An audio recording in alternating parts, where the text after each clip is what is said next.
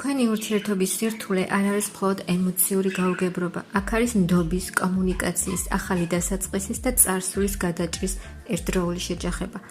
ურთიერთობაში არის რაღაცის დამალვა, ეჭვები, ნახევრად ნათქვამი სიმართლე.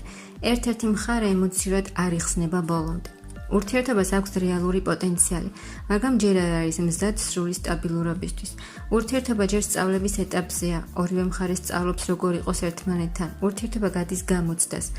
უნდა გამოვლინდეს სიმართლე, წარსული ქმედებები გავლენას არ უნდა ახდენდეს აწმყოზე. ყველაფერი უნდა დაბალანსდეს. ერთ-ერთი ან ორივე მხარე არაჩვენებს სისუსტეს, უფრო გონებით მოქმედებს, ვიდრე გულით.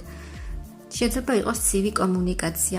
ეს ურთიერთობა რთულია, იმიტომ რომ გრძნობა არსებობს, მაგრამ ჯერ არ არის სრული ნდობა, სრულად გახსნილი კომუნიკაცია და ემოციური თავისუფლება.